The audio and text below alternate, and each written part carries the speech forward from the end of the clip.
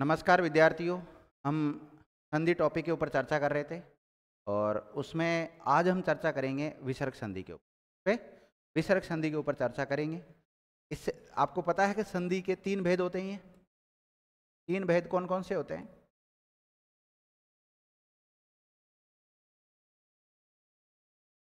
एक तो स्वर संधि होती है और एक व्यंजन संधि होती है और एक विसर्ग संधि होती है।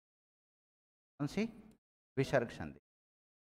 तो अब हम किसके ऊपर चर्चा करने वाले हैं? विसर्ग संधि के ऊपर चर्चा करने वाले। सभी विद्यार्थी हेडिंग डाल लो, विसर्ग संधि। विसर्ग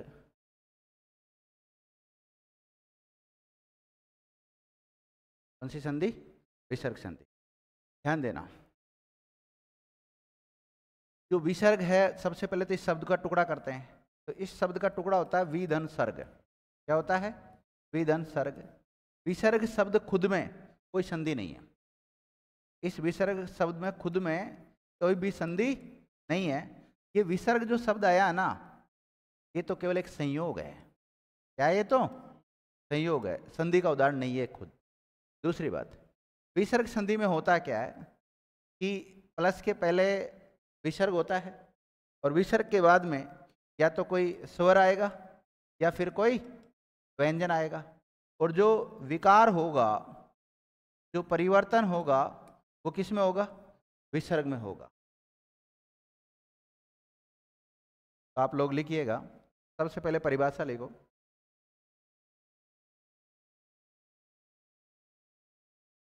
लिखिएगा, विसर्ग में स्वर या व्यंजन के मिलने से, स्वर या व्यंजन के मिलने से विसर्ग में जो परिवर्तन होता है, विसर्ग में जो परिवर्तन होता है उसे विसर्ग संधि कहते हैं। उसे विसर्ग संधि कहते हैं। और इसको शॉर्ट में लिख लें आप।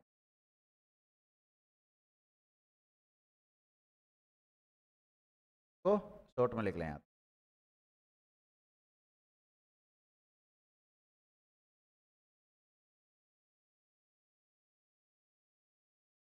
विसर्ग प्लस स्वर या व्यंजन और विकार।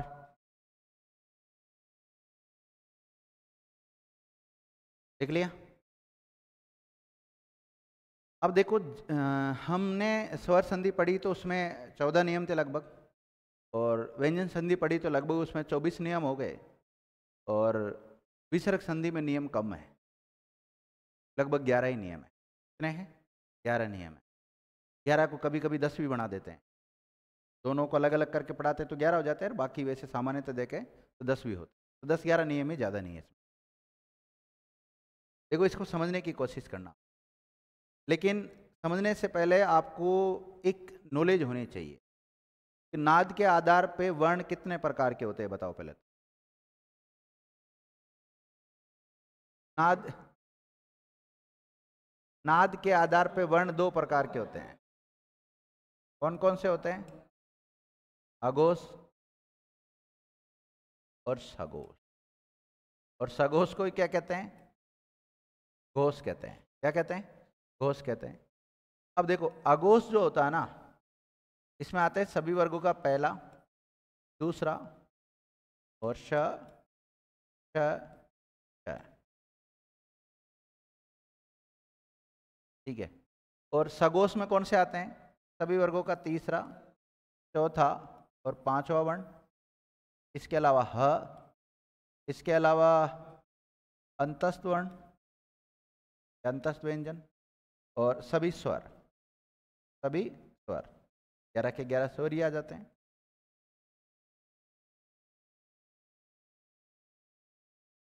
तो देखो, सघोष वर्ण किसको कहेंगे? सघोष, ये तो व्यंजन है, ये तो सब क्या है?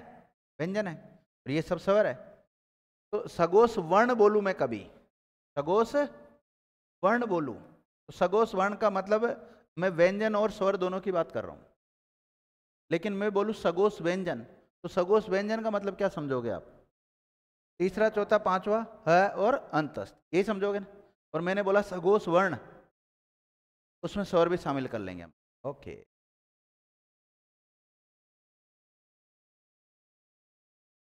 इसके अलावा ये टेबल तो आती है आपको, बार बार टेबल बनाने की आवश्यकता नहीं, क्योंकि इससे पहले मैं कई बार टेबल बना चुका हूं।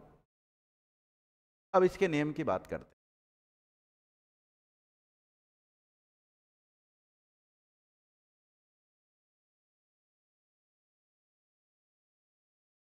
देखो, इसका नियम क्या कहता है कि विसर्ग से पहले अ या आ स्वर हो। क्या आता हो? विसर्ग से पहले अ अथवा आ स्वर आता हो, और विसर्ग के बाद में यदि कोई सगोश व्यंजन आ जाए। क्या आ जाए? सगोश व्यंजन आ जाए। सगोश व्यंजन का मतलब 3, 4, 5 ह और अंतस्थ, यानी स्वर नहीं आना चाहिए। तो ऐसी स्थिति में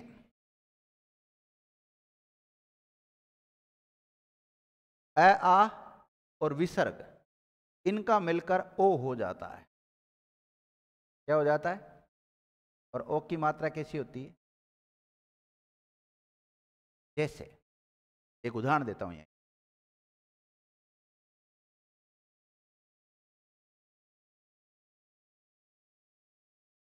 मन है विसर्ग है। अब बताओ, विसर्ग आ रहा है। विसर्ग से पहले न में कौन सा स्वर छुपा हुआ है? अ छुपा हुआ है। और बाद में क्या आ रहा है? ज आ रहा है। ज देखो, च की वाली लाइन में आता है च छ ज, तीसरा नंबर पे आता है, यानी कि सगोश व्यंजन है। मतलब पहला नियम काम कर रहा है इसमें।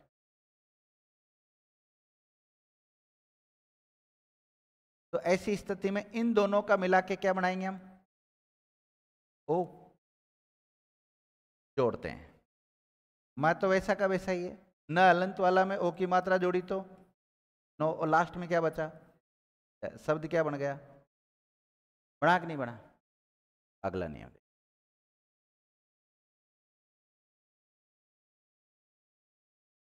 अगला नियम देखो, ये विसर्ग है। विसर्ग से पहले अ या आ स्वर हो, और विसर्ग के बाद में यदि अ स्वर आता हो। कौन सा स्वर? अ स्वर आता हो, तो ऐसी स्थिति में क्या होता है? अ आ और विसर्ग इनके स्थान पे तो हो जाता है ओ। क्या हो जाता है? ओ। इससे पहले भी ओ ही हुआ था। और इस अ के स्थान पर यह अ हट जाता है। अ क्या होता है इसका? अ का लोप हो जाता है। क्या हो जाता है? लोप। नहीं तो फिर इसकी जगह पे ऐसा चिन्ह आ जाता है, और इस चिन्ह को हम नाम देते हैं लुप्ताकार चिन्ह। क्या नाम देते हैं? या फिर इसी चिन्ह को हम नाम देते हैं अवग्रह चिन्ह। क्या नाम देते हैं? अवग्रह चिन्ह देते हैं। देखिए, विसर्ग से पहले अ या आ हो, और विसर्ग के बाद में अ स्वर हो, तो विसर्ग और अ आ मिलके तो क्या बन जाते हैं? ओ। और इस अ का क्या हो जाता है? लोप। और अगर इसको लोप नहीं करें तो इसकी जगह पे एक चिन्ह मिलता है हमें, और उस चिन्ह को हम बोलते हैं लुप्ताकार चिन्ह। क्या बोलते हैं? लुप्ताकार चिन्ह बोलते हैं। ध्यान देना। जैसे मन धन अभिलाषा। मन धन अभिलाषा। अब बताओ, पहले तो ये वाला नियम काम कर रहा है कि नहीं कर रहा है इसमें? न में कौन सा स्वर छुपा हुआ है? और बाद में क्या आ रहा है? विसर्ग। तो न कैसा बचेगा? हलंत वाला। और बाद में क्या आ रहा है? अब इस ए के स्थान पे आप दो काम कर सकते हो, या तो इसको हटा दो, और या फिर इसके स्थान पे इस टाइप का चिन्ह बना दो। दो स्थिति हो सकती है। और इन दोनों को मिला के क्या करोगे, ए और विसर्ग को मिला के क्या करोगे, ओ करोगे। जब इसको हम जोड़ेंगे तो कैसे जोड़ेंगे, देखो मैं ना मैं ओ की मात्रा जोड़ी तो नो, मन हो गया। फिर ए को हमने हटा दिया, फिर क्या बचा, भिलासा। तो मनो भी लासा बन गया, मनोविलासा। अब ध्यान देना, एक और तरीका है इसका। मैं नो, यहां तक तो वैसा का वैसा ही था। अब ए की जगह क्या करेंगे, हम लुप्ताकार चिन्ह लगाएंगे।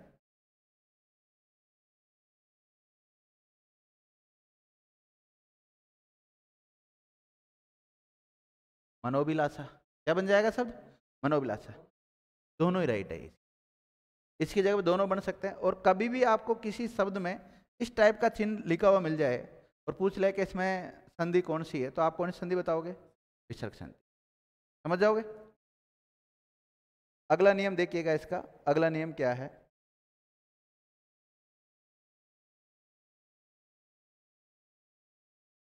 थोड़ा सा दिमाग लगाना बस, बाकी और कुछ भी नहीं। विसर्ग हो और विसर्ग से पहले क्या हो, क्या आ रहा विसर्ग से पहले, ए ओब्लिक आ स्वर हो। और विसर्ग के बाद में अभी कौन सा स्वर लिया था आपने, ए स्वर नहीं होना चाहिए। अब कौन सा स्वर नहीं होना चाहिए, ए, अ के अलावा कोई सा भी स्वर हो। हाँ, अ के अलावा कोई सा भी स्वर हो, 11 स्वर होते हैं ना, उसमें अ स्वर नहीं आना चाहिए। उसके अलावा कोई सा भी स्वर हो तो ऐसी स्थिति में इस विसर्ग का लोप हो जाता है। विसर्ग का क्या हो जाता है, लोप हो जाता है। जैसे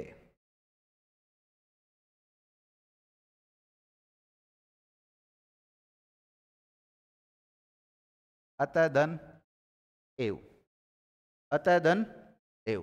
बताओ क्या करूं इसमें, केवल विसर्ग हटा दूं, इस विसर्ग का क्या कर दूं, लोप कर दूं, हटा दूं, तो क्या लिखूंगा, अतः एव। शब्द ऐसे लिखते हैं, नहीं वो इसमें नहीं लगती अतएव में, वो तथेव में लगती है, तथा धन एव में लगती है, लेकिन इसमें नहीं लगती है।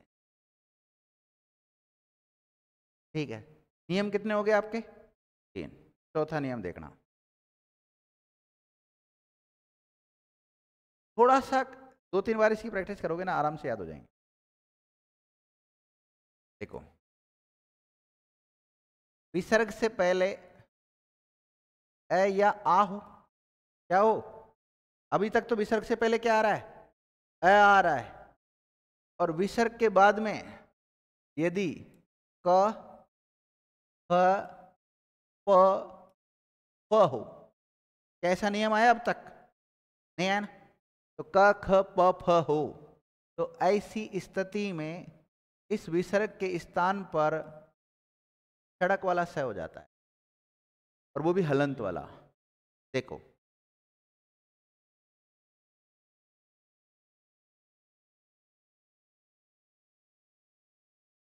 क्या इसमें नियम काम कर रहा है, विसर्ग से पहले रह में कौन सा स्वर छुपा हुआ है, अ, और बाद में क्या आ रहा है, का आ रहा है, मतलब कैसे शुरू होने वाला शब्द आ रहा है ना। तो फिर इस विसर्ग के स्थान पर क्या करोगे बताओ, स हलंत वाला। ठीक है, तो अब जोड़ेंगे, जब क्या जुड़ेगा, कु र आधा स का और र, शब्द क्या बन जाएगा, पुरस्कार शब्द बन जाएगा। बन गया ना, कितने नियम हो गए, 4। 5वां नियम देखना,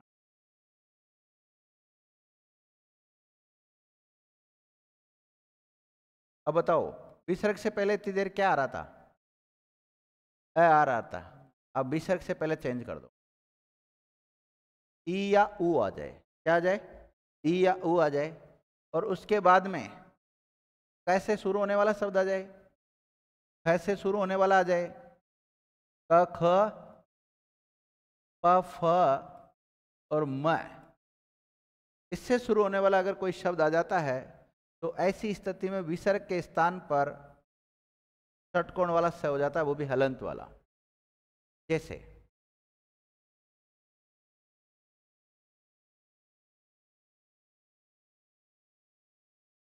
क्या इसमें ये नियम लागू हो रहा है? तो इसके स्थान पे क्या बनेगा बताओ?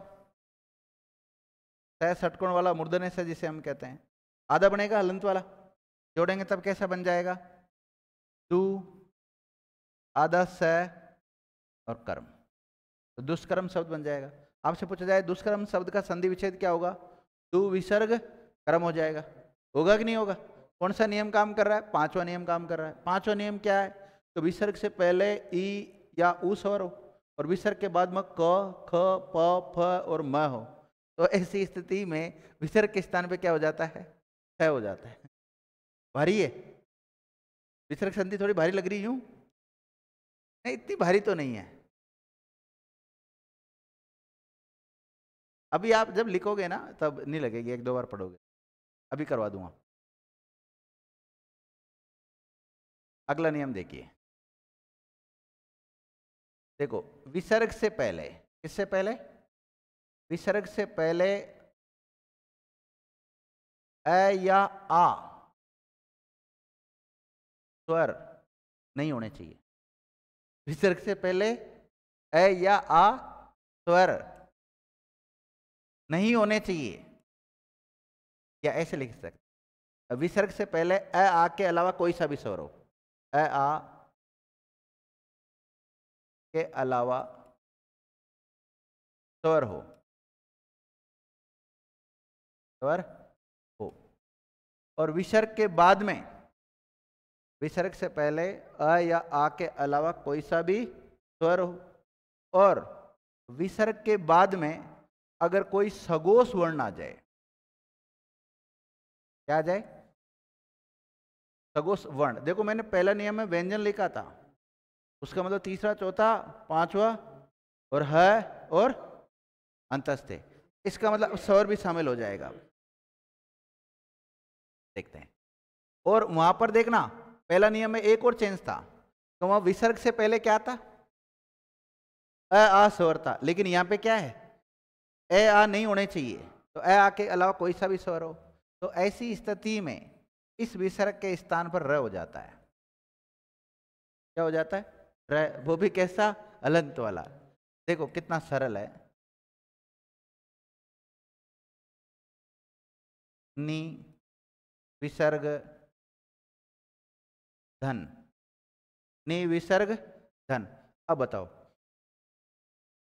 अब मुझे बता दीजिए क्या इसमें ये नियम काम कर रहा है? न में कौन सा स्वर आ रहा है? इस हो रहा है, आ तो नहीं आ रहा, विसर्ग आ रहा है, विसर्ग के बाद में ध आ रहा है। ध कौन से नंबर का होता है? त थ द ध, चौथा होता है, और तीसरा चौथा पांचवा सगोश होता है, तो ध सगोश है कि नहीं है? सगोश है, तो बताओ विसर्ग के स्थान पे क्या बनाऊं? आदर है। आदर है को लिखेंगे तो शब्द बन जाएगा निर्धन। बनेगा कि नहीं बनेगा निर्धन? ये कितने नियम हो गए आपके? कितने और बचे? अभी लिखा देता हूं।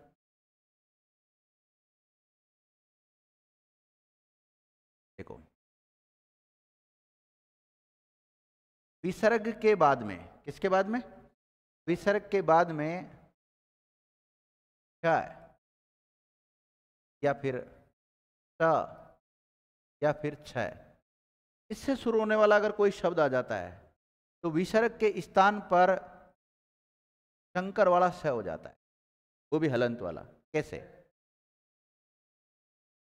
हाँ, तीनों में थोड़ी होगा। विसर्ग के बाद में या तो स आ जाए, स ना आए तो च आएगा, स ना आए तो छ आएगा, तो ऐसी स्थिति में विसर्ग के स्थान पे क्या हो जाता है? शंकर वाला स हो जाता है, वो भी हलंत वाला। जैसे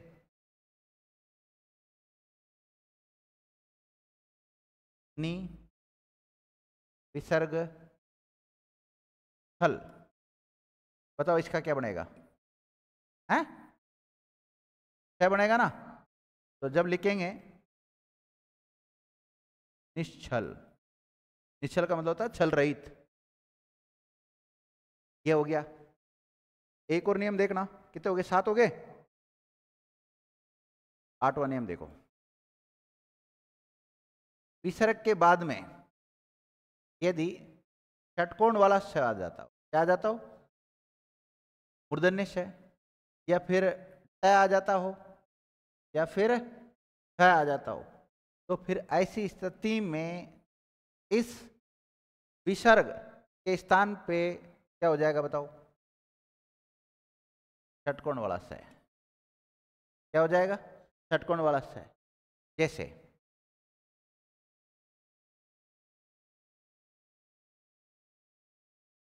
धनु,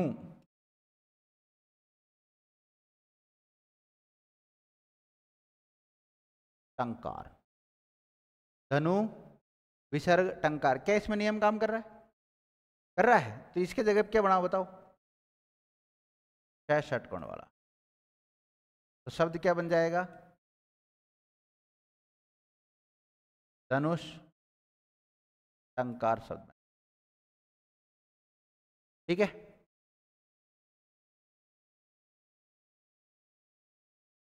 अगला नियम देखो, विसर्ग के बाद में यदि सड़क वाला स आता हो या फिर त आता हो या फिर थ आता हो, तो विसर्ग के स्थान पे क्या बनेगा बताओ? स बनेगा सड़क वाला। तो समझ गए आप धीरे धीरे, कभी सही आने वाला है। तो देखो,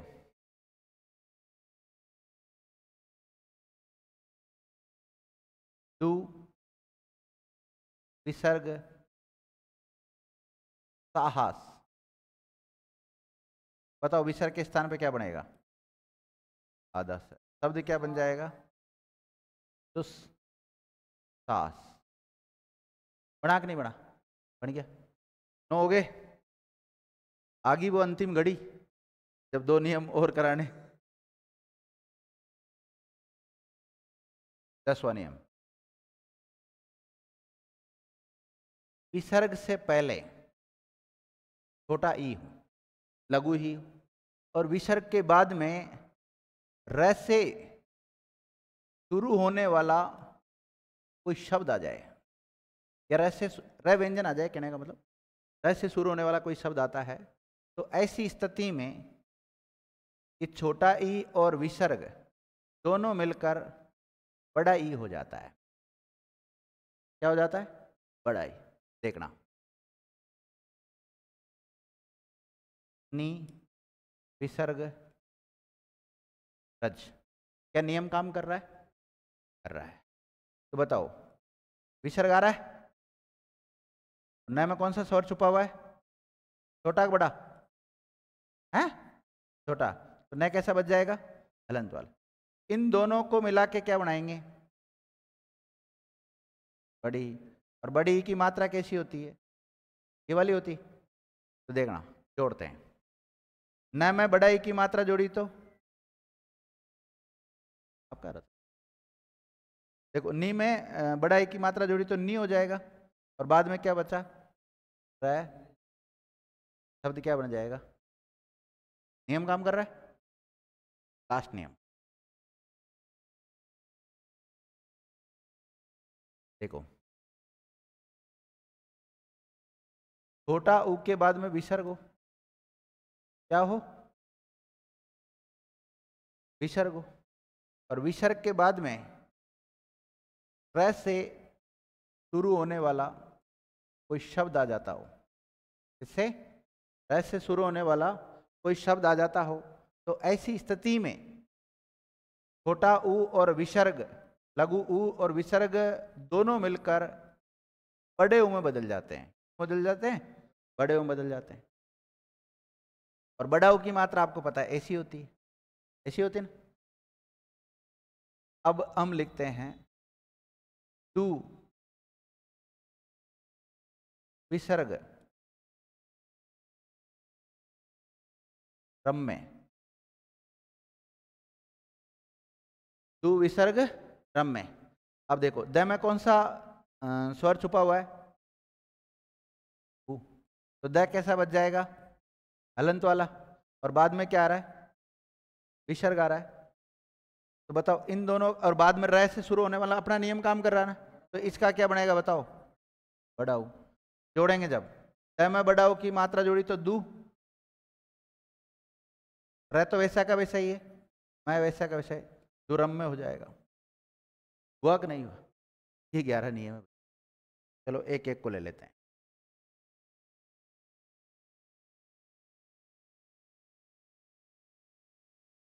यहां से लिखो, नियम नंबर 1 लिखो। विसर्ग से पहले, विसर्ग से पहले अ ओब्लिक आ, अ ओब्लिक आ स्वर हो, और विसर्ग के बाद में, विसर्ग के बाद में कोई सगोश व्यंजन हो। क्या आता हो? सगोश व्यंजन आता हो तो अ आ और विसर्ग के स्थान पर, अ आ और विसर्ग के स्थान पर ओ हो जाता है। क्या हो जाता है? ओ हो जाता है।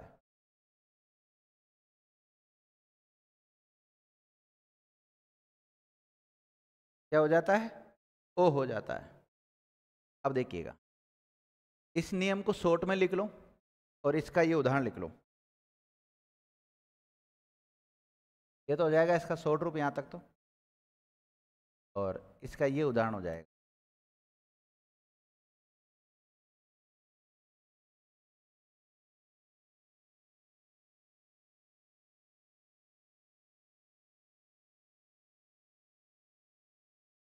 लिख लिया? तो जल्दी लिखो।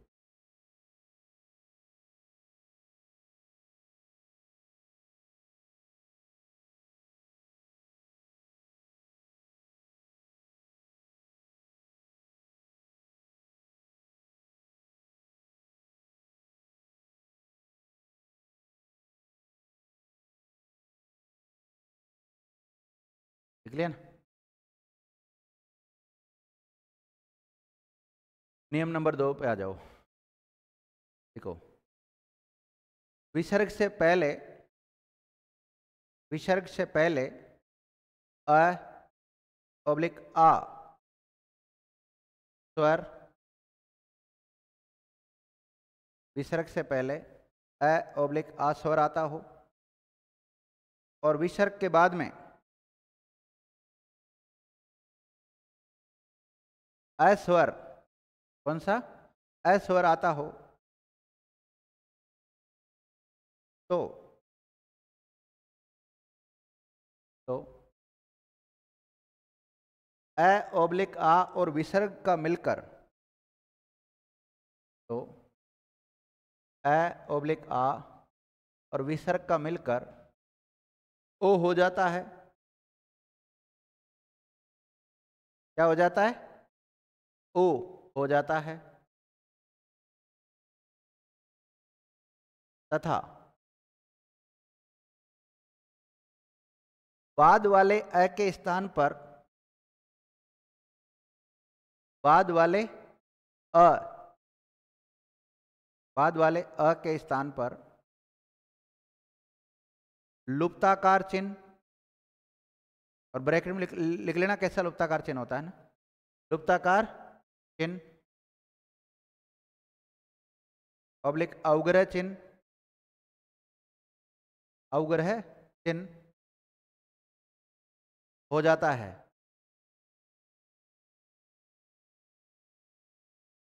लुप्ताकार चिन्ह या अवग्रह चिन्ह हो जाता है, या अ का लोप हो जाता है, या इस अ का लोप हो जाता है। फिर भी समझ में नहीं आया है तो फिर इसको शॉर्ट में लिख लें आप, ये वाला शॉर्ट हो जाएगा।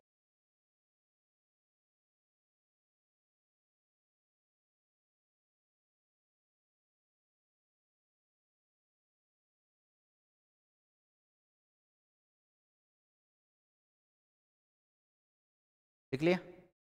अब इस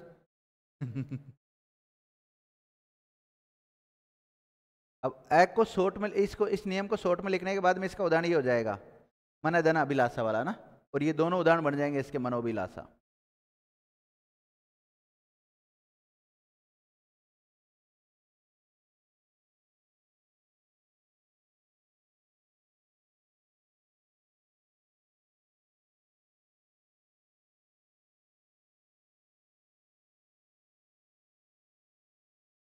ठीक है, हटू साइड में हटू।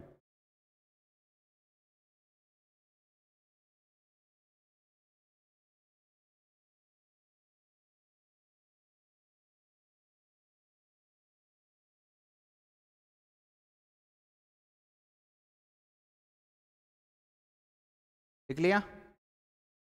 ओके। नियम नंबर तीसरा, नियम नंबर थर्ड,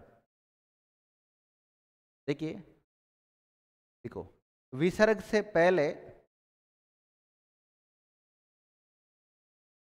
ऑब्लिक आ स्वर हो, विसर्ग से पहले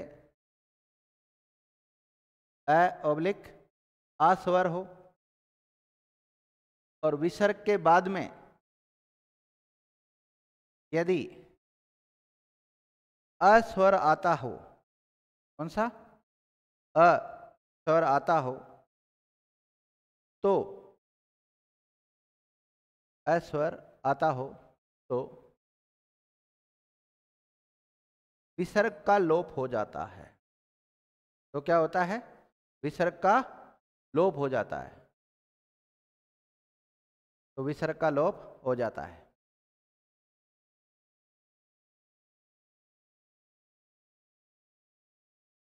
हाँ, ए के अलावा कोई सा भी स्वर,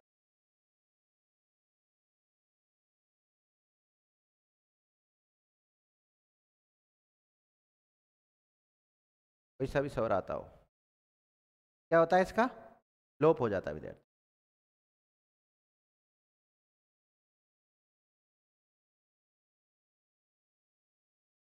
इसको आप शॉर्ट में लिख लें और इसका ये वाला उदाहरण लिख लो, अतः ए वाला, और शब्द क्या बनेगा? अतएव।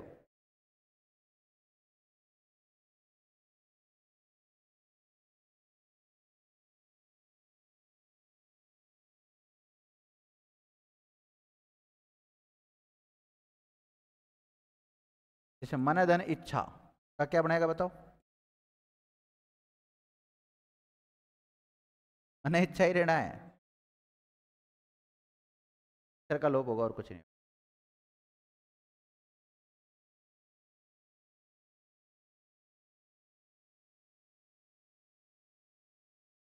लिख लिया? चौथा नियम पे आ जाओ।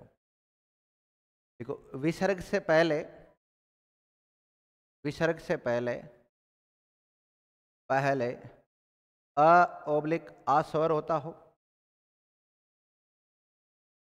विसर्ग से पहले कौन सा स्वर हो? ए या आ स्वर होता हो, और विसर्ग के बाद में यदि, विसर्ग के बाद में यदि क फ प फ प फ आता हो, तो विसर्ग के स्थान पर दंते श हो जाता है। विसर्ग के स्थान पे क्या हो जाता है? दंते श हो जाता है। विसर्ग के स्थान पर दंते स हो जाता है।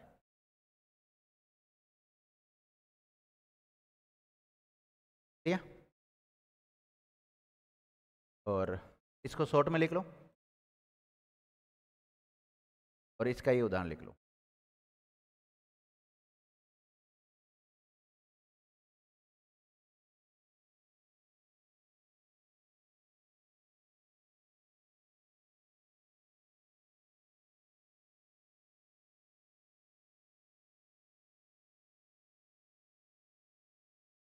भादन कर का क्या बन जाएगा?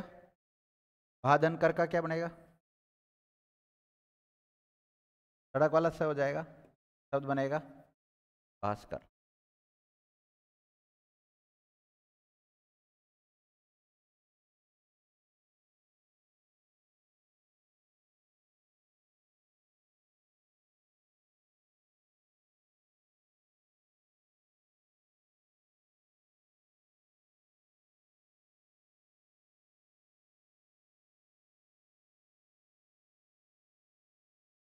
लिख लिया? नियम नंबर 5वां, विसर्ग से पहले ई ऑब्लिक उ स्वर हो, विसर्ग से पहले ई ऑब्लिक ऊ स्वर हो तथा विसर्ग के बाद में क ख प फ म आता हो। इनमें से कोई सा भी आ सकता है ना, क भी आ सकता है, ख भी आ सकता है, प भी आ सकता है, प फ कोई तो विसर्ग के स्थान पे मूर्धन्य स हो जाता है। विसर्ग के स्थान पर मूर्धन्य स हो जाता है।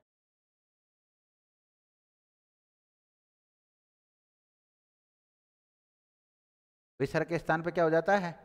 मूर्धन्य स हो जाता है। हाँ, इसको शॉर्ट में नियम लिख लें आप और इसका ये उदाहरण भी लिख लें।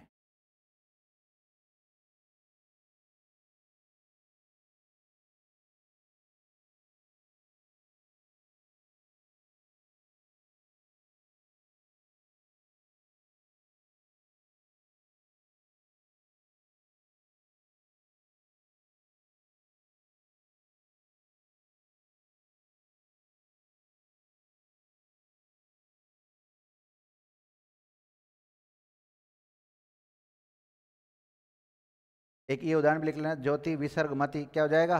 ज्योतिष्मति। और दु विसर्ग कर्म क्या हो जाएगा? दुष्कर्म।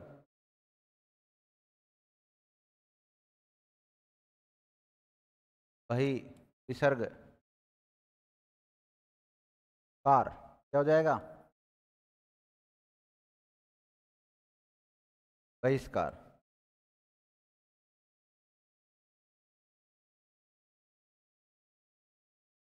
अभी तो इनके सारे को उदाहरण भी लिखाऊंगा मैं, अभी तो ये थोड़ा शॉर्ट में लिखा रहा हूं।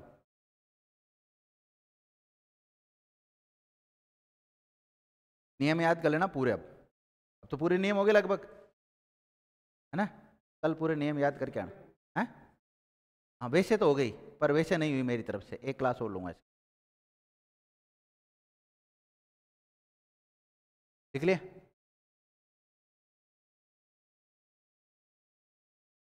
छठा नियम लिखो। विसर्ग से पहले अ आ के अलावा कोई सा भी स्वर आता हो। विसर्ग से पहले अ आ स्वरों के अलावा कोई सा भी स्वर आता हो, कोई सा भी स्वर आता हो और विसर्ग के बाद में, विसर्ग के बाद में कोई सगोष वर्ण आता हो। क्या आता हो? सगोष वर्ण आता हो। सगोष वर्ण आता हो तो विसर्ग के स्थान पर, विसर्ग के स्थान पर र हो जाता है। र कैसा होगा? हलंत वाला। विसर्ग के स्थान पर र हो जाता है।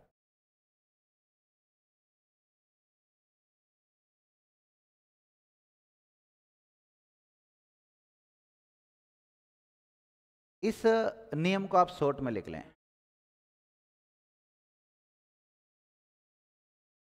और इसका उदाहरण लिख लो, ये निर्धन वाला।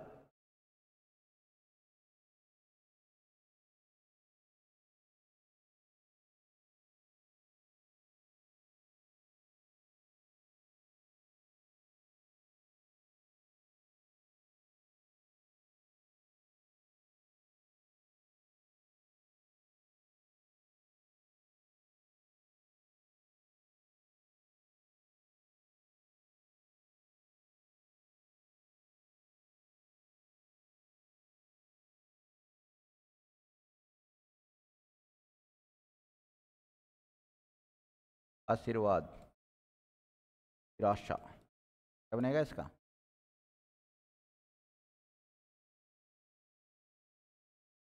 लिख लो इसको।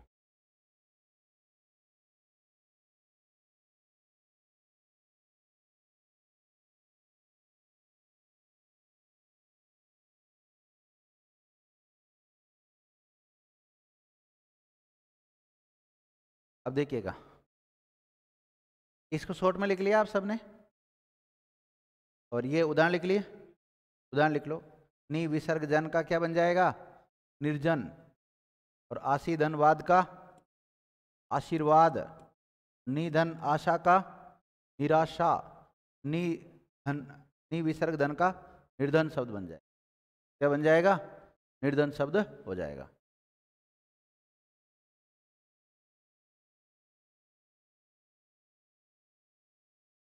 नियम नंबर 7वां। नियम तो आज सारे लिखा देता हूं, कल उदाहरण उदाहरण बचेंगे।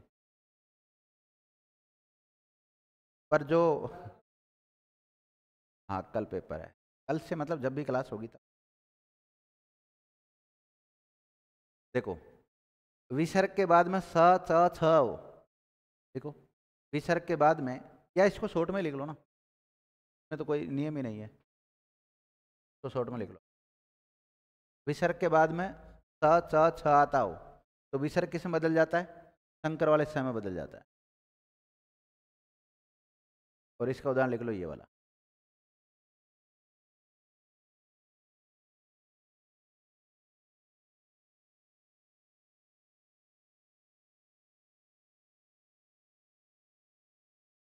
लिख लिया? का उदाहरण लिख लिया? नहीं, विसर्ग छल निश्चल। अगला, इसमें ये भी शॉर्ट है। विसर्ग के बाद में सा ट ठ हो तो विसर्ग किस में बदल जाता है? स में बदल जाता है। ये 3 नियम शॉर्ट में लिख लो, तीनों स के नियम है ना, ये शॉर्ट में लिख लो। विसर्ग के बाद में सा ट ठ हो तो विसर्ग किस में बदलेगा? स में।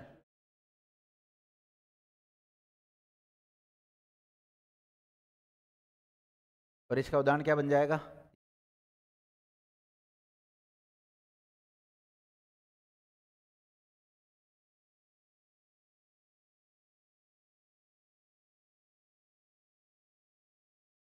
हो गया?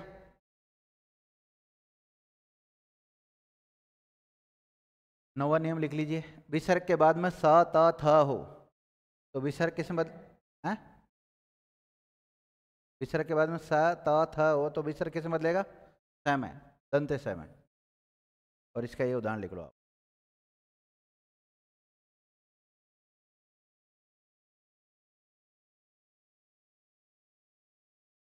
लिख लिया?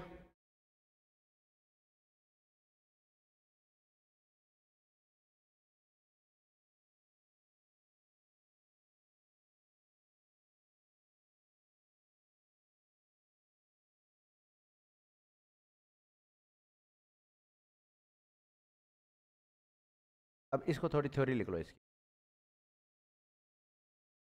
देखो, विसर्ग से पहले, विसर्ग से पहले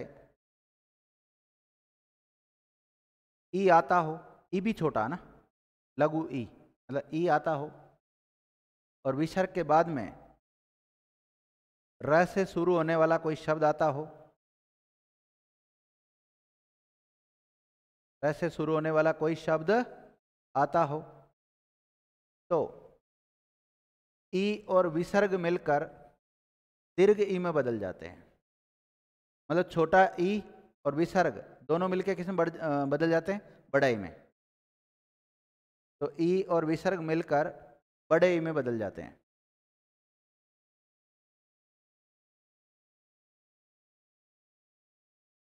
और ऐसे शॉर्ट में लिख लो इसको।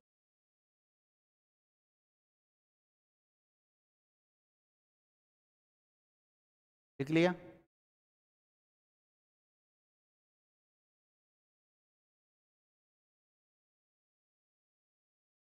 और इसका ये उदाहरण हो जाएगा, इसका उदाहरण, इसका उदाहरण हो जाएगा।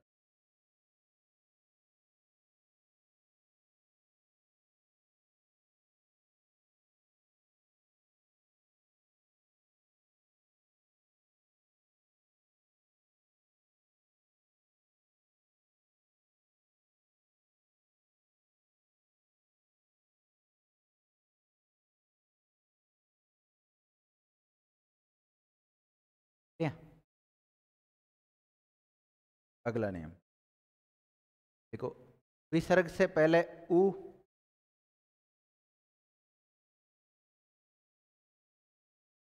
लघु ऊ छोटा ऊ है ना, और विसर्ग के बाद में र से शुरू होने वाला कोई शब्द आता हो, या फिर हम ऐसे भी लिख सकते हैं र व्यंजन आता हो ना, र से शुरू होने वाला कोई शब्द आता हो, तो छोटा ऊ और विसर्ग दोनों मिलकर, छोटा ऊ और विसर्ग दोनों मिलकर बड़े ऊ में बदल जाते हैं। छोटा ऊ और विसर्ग किस में बदल जाते हैं? बड़े ऊ में बदल जाते हैं। मतलब छोटा ऊ और विसर्ग किस में परिवर्तित हो गए? बड़े ऊ में। और आप इसको ऐसे लिख सकते हो, ये तो इसकी मात्रा है, की मात्रा ऐसी होती है। ठीक है, और इसका ये वाला उदाहरण लिख लो आप, दु विसर्ग रम में, दुरम में शब्द बन जाए। और बाकी जो इनके उदाहरण बच जाते हैं, उदाहरणों के ऊपर चर्चा करेंगे कल वाली क्लास में।